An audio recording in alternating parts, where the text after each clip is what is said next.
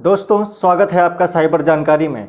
समय समय पर हम आपके लिए नई टेक वीडियोज़ लाते रहते हैं और इसी सीक्वेंस में आज हम माइक्रोसॉफ्ट विंडोज़ की एक नई टेक वीडियोज़ लाए हैं। एक्चुअली माइक्रोसॉफ्ट विंडोज़ यूज़ करते करते आपने देखा होगा कि विंडोज़ स्लो होने लगती है, उसमें कई अननेसेसरी फाइल्स इकट्ठा हो जाती हैं जिनको डिलीट करना आवश्यक हो जाता है, जिनकी वजह से सिस्टम्स भी स्लो हो जाते हैं। तो आज आइए हम इसी के बारे में जानेंगे कि कौन सी वो फाइल्स हैं और कैसे उनको डिलीट करना होता है, जिससे कि सिस्टम्स पर फर्क ना पड़े, सिस्टम स्लो ना हो और आपकी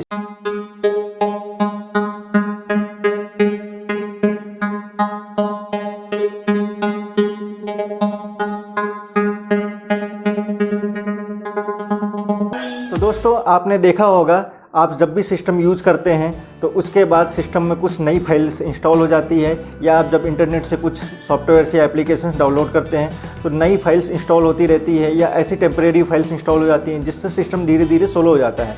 तो इन्हीं फाइलों को हम कैसे डिलीट करेंगे और सिस्टम को कैसे ट्यून अप करेंगे जिससे सिस्टम आपका स्पीड मेंटेनेंस उसमें प्रॉपर बना रहे।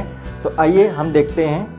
अब इसमें 3 स्टेप हम लेंगे आज के वीडियो में। सबसे पहला स्टेप रहेगा विंडोज़ में टेम्परेरी फाइल्स जो इकट्ठी हो गई हैं उनको डिलीट करना। विंडोज़ में समय समय पर टेम्परेरी फाइल्स इकट्ठा होती रहती हैं, हम उनको डिलीट करेंगे। और नंबर 2, हम डिस्क क्लीनअप चलाएंगे। डिस्क क्लीनअप करेंगे। डिस्क में जो भी अननेसेसरी फाइल्स हैं, रिसाइकल बिन्स की फाइल्स हैं, कुछ ऐसी फाइल्स हैं जो कि अनवांटेड हो चुकी हैं, अब उनका यूज़ नहीं है, उनको भी डिलीट करना है। और तीसरा, डिस्क डिफ्रैगमेंटर का यूज़ करेंगे। डिस्क डिफ्रैगमेंटर का यूज़ तब किया जाता है जब हम एक ही फाइल को 2 से 3 बार या कई बार सेव करते हैं और उसके बाद वो अलग अलग लोकेशन में सेव हो जाती है। आपने पहली बार सेव किया, वो कहीं सिस्टम में और सेव हुई किसी मेमोरी में, और जब आपने फिर अगेन सेव किया तो उस मेमोरी के अलग ब्लॉक में सेव होगी, जिसकी वजह से वो अलग अलग हिस्सों में सेव हो जाती है। तो आपको उसको एक जगह इकट्ठा करना है, तो इसी को डिस्क डिफ्रैगमेंटेशन करना कहते हैं। तो ये भी करेंगे हम।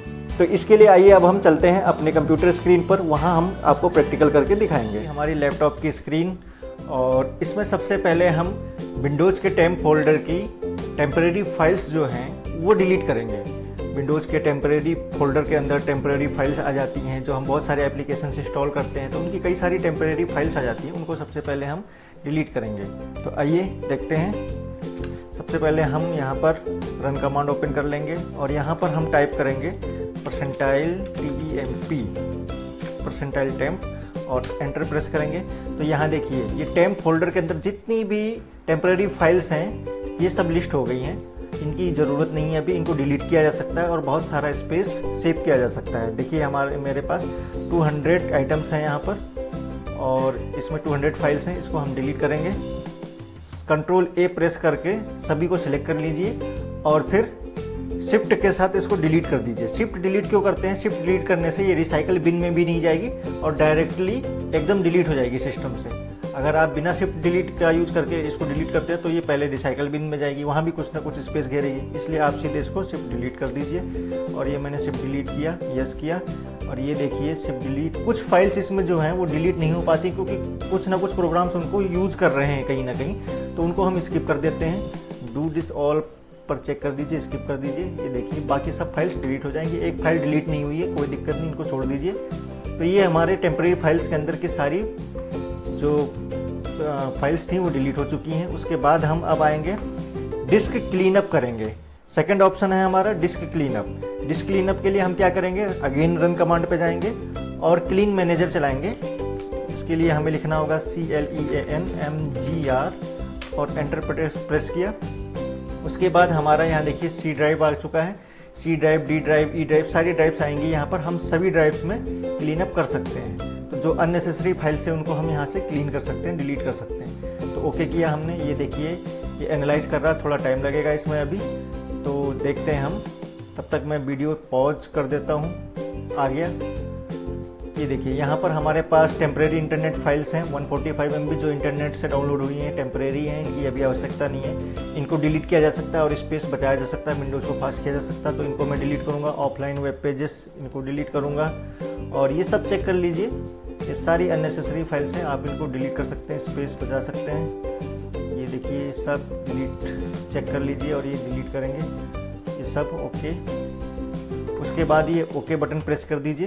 तो ये जितनी भी ये system error memory dump files, इनको भी डिलीट कर दीजिए और ओके कर दीजिए। तो यहाँ पर सी ड्राइव का डिस्क क्लीनअप हो जाएगा, इसमें जो भी अननेसेसरी फाइल्स हैं वो क्लीन हो जाएंगी।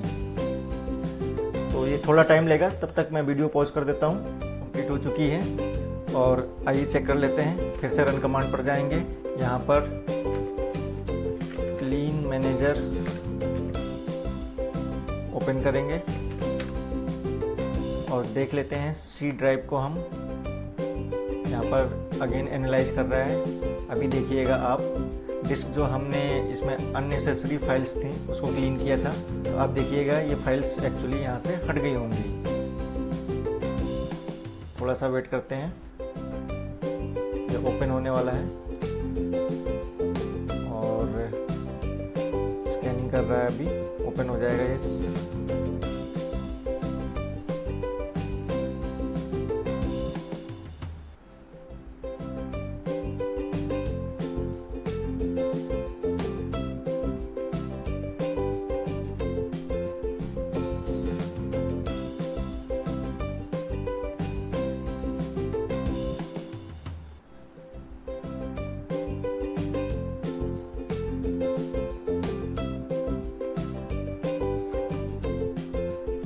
ये देखिए ये ओपन हो गया है। अब यहाँ पर देखिए टेम्परेरी इंटरनेट फाइल्स, हमने लास्ट टाइम जब इसको रन किया था तो यहाँ पर 145 MB का था और अभी ये 0 बाइट्स हो चुका है, यानी कि डिलीट हो चुकी है। इसी तरीके से जो जो हमने सेलेक्ट किया था वो डिलीट हो चुकी हैं। अब आइए हम डी ड्राइव में भी चेक कर लेते हैं इसको। डी ड्राइव में क्या क्या हमारे पास कोई फाइल्स हैं जो डिलीट करने के लिए हैं। तो डी ड्राइव हमने ओपन किया, डी ड्राइव में एक्चुअली कोई फाइल्स नहीं है। देखिए यहाँ पर रिसाइकल बिन में भी कोई फाइल नहीं है, 0 दिखा रहा है, तो इसको करने की ज़रूरत नहीं है। तो इस तरीके से हम डिस्क क्लीनअप चला करके अननेसेसरी फाइल्स जो हैं, जो डिस्क में पड़ी हुई हैं और सिस्टम स्लो कर रही है, उनका कोई यूज़ नहीं है, उनको हम डिलीट कर सकते हैं। अब आइए हम थर्ड ऑप्शन पे चलते हैं, डिस्क डिफ्रैगमेंटर। डिस्क डिफ्रैगमेंटर का एक्चुअली यूज़ तब होता है जब हमारी फाइल्स, हम सिस्टम में नई फाइल्स बनाते हैं, उसको सेव करते हैं, आगे हमने फिर से उसको उसमें कुछ एडिट किया और सेव किया, तो नई लोकेशन पे सेव हो जाती है, नए सिस्टम मेमोरी ब्लॉक में सेव हो जाती है वो। तो अलग अलग लोकेशंस पर वो उसके फ्रेगमेंट्स, उसके टुकड़े पड़े रहते हैं, तो उनको सब एक साथ ज्वाइन करना होता है ताकि वो सिस्टम की स्पेस को कम यूज करे और सिस्टम स्मूथ बना रहे। उसके लिए हमें डिस्क डिफ्रैगमेंटर रन करना पड़ता है। तो डिस्क डिफ्रैगमेंटर चलाने के लिए हम DFRGUI कमांड रन में जा करके लिखेंगे DFRGUI और एंटर प्रेस किया। ये देखिए यहाँ पर डिस्क डिफ्रैगमेंटर ओपन हो गया।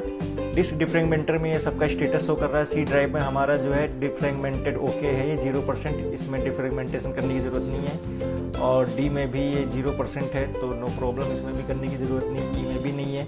यहाँ देखिए आई फाइल, आई ड्राइव जो मेरी है उसमें नीड्स ऑप्टिमाइजेशन, इसको ऑप्टिमाइज करने की ज़रूरत है। इसमें फ्रेगमेंटेशन है 19%, तो इसमें डिस्क डिफ्रैगमेंटेशन करने की ज़रूरत है क्योंकि इसमें 19% फ्रेगमेंटेशन हो चुका है। वैसे तो मैंने इसमें वीकली ऑटोमेटिक डिफ्रैगमेंटेशन लगा रखा है। अगर आप वीकली इसमें शेड्यूल करना चाहते हैं या डेली या मंथली तो वो कर सकते हैं। उसके लिए हमें यहाँ चेंज सेटिंग पर जाना है। चेंज सेटिंग पर जाने के बाद ये देखिए रन ए शेड्यूल, आप डिस्क डिफ्रैगमेंटेशन कंप्यूटर अपने आप रन करेगा, तो आप उसको शेड्यूल कर सकते हैं या तो वीकली या डेली या मंथली, जैसा आपका सिस्टम का यूज़ है। अगर आप बहुत ज़्यादा सिस्टम को यूज़ करते हैं, डेली बहुत डेटा उसमें नए सेव होते हैं और डिलीट होते हैं, नई नई फाइल्स बनती रहती हैं, तो आप डेली उसको ऑप्टिमाइज़ कर सकते हैं। या अगर थोड़ा सा कम यूज़ है तो वीकली, बहुत कम यूज़ करते हैं या ज़्यादा तो मंथली भी ऑप्टिमाइज़ कर सकते हैं इसको। तो मैंने वीकली रखा हुआ है, तो वीकली इसको ऑप्टिमाइज़ करता रहता है।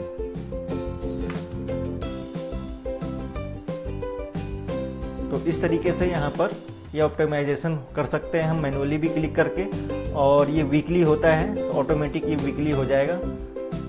तो यहाँ पर से भी हमें ऑप्टिमाइजेशन करके जो है डिस्क डिफ्रैगमेंटेशन किया जा सकता है। तो जो आपकी फाइल्स अलग अलग लोकेशन पे सेव हो चुकी है मेमोरी में, उसके चंक्स वो एक साथ हो जाएंगे।